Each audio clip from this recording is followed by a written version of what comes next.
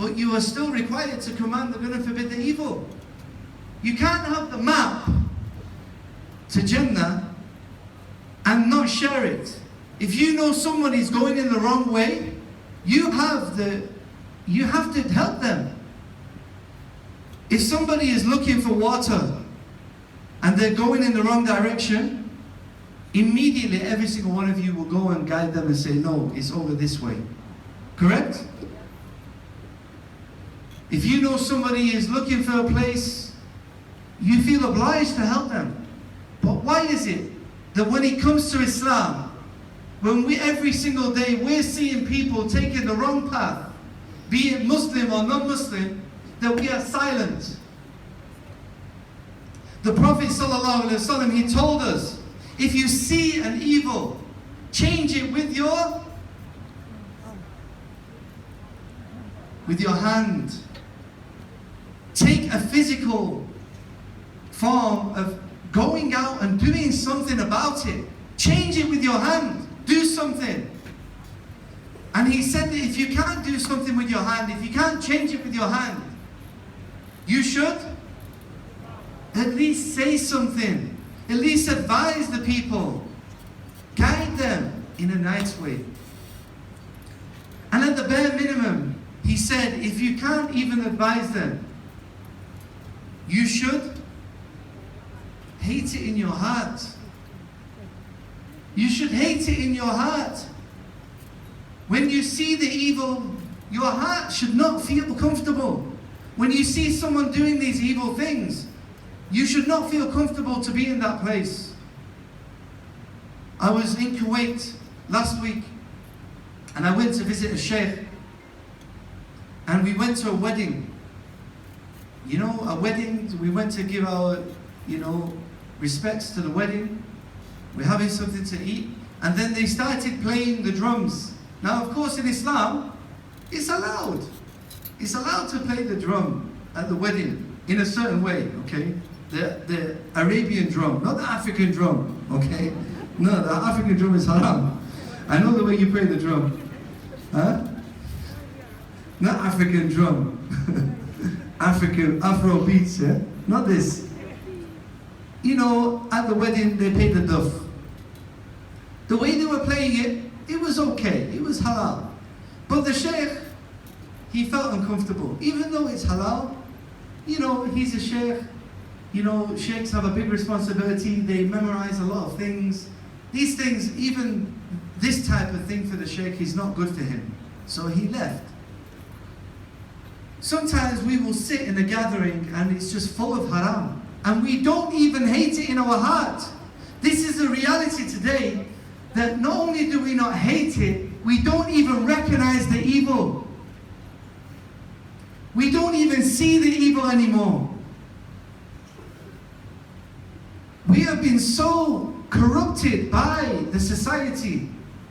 Every society, by the way. If you go to Saudi Arabia, even in Mecca and Medina, even in Jeddah, even in Pakistan, even here in Kano, in large Muslim communities which are largely practicing Muslims, we still have a problem with our youth. We have a problem in every age group of people struggling with Islam. And it's our responsibility to take part in helping them come back to Islam. A few years ago I made some videos on YouTube about Christmas. And to be honest, when I was making it, I didn't think it was of benefit. I thought, okay, I'm going to make some videos about Christmas to help some new Muslims. Because Christmas time is a time where there's a lot of bad things. They're worshipping Isa alayhi salam. They're, as new Muslims, we feel obliged to visit our parents, but we don't want to take part in these activities. So I made some videos to try and help the new Muslims how to deal with parents and friends and family in this time. And at the time, I didn't think it was worth it. But Brother Bilal just told me that he watched the video and he benefited and it really helped him. You see, this is an example that don't belittle any good deed that you do. Don't belittle any bit of advice that you do. Sometimes you think, oh, the person is not going to listen.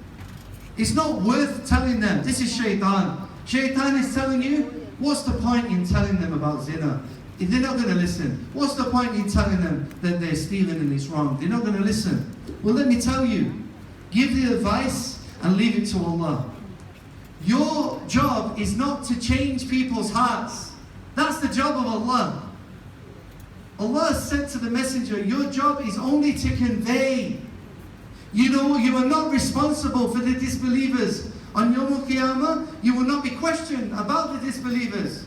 But your job is to convey. Just tell them and leave the rest to Allah.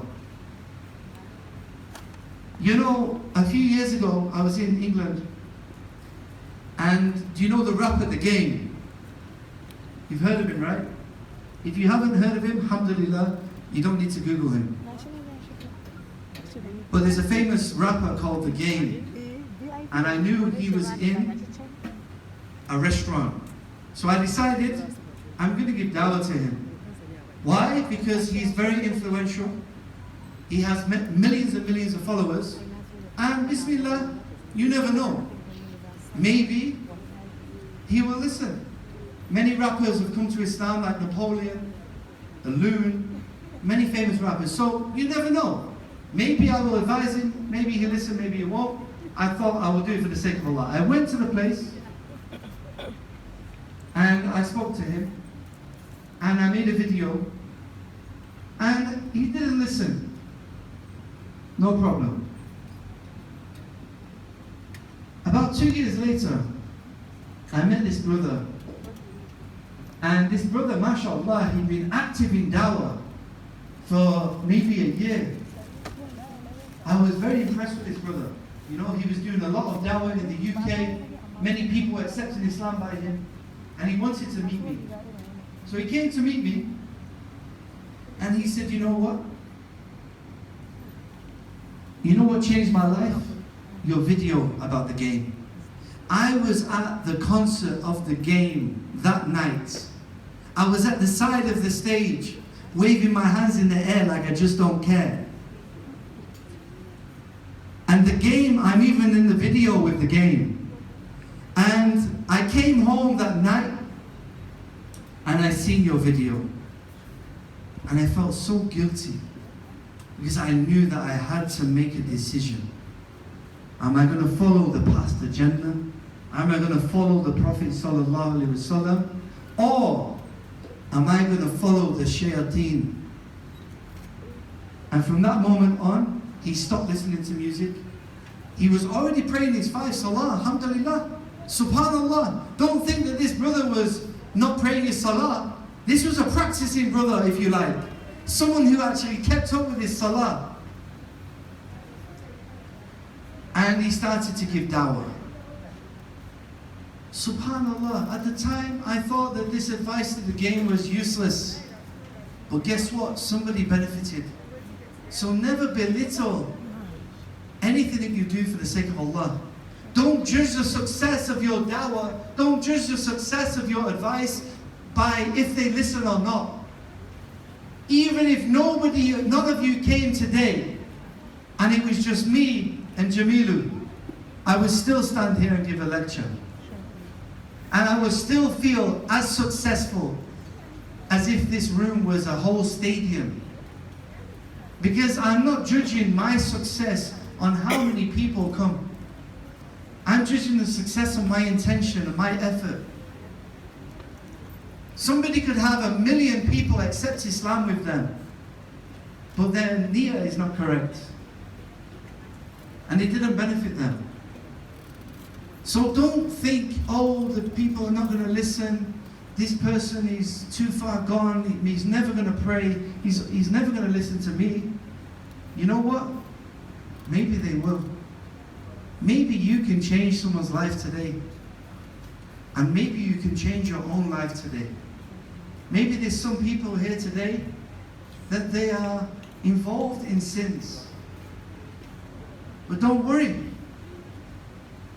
As Dr. Muhammad Sallallahu said yesterday, Allah is the most forgiving. You have time. While you are alive today, you have time to come back to Allah. While the person is alive, you have time to remind them to come back to the path. And this is a huge responsibility that we all have. So if we want to be a part of the praise of Allah, where He is praising us as the best nation, we have to respect the guidance that we've been given, the Quran and the Sunnah, and we have to act upon it, commanding the good, forbidding the evil, and having true, correct belief in Allah. This is truly the path, subhanAllah. This is the path to Jannah.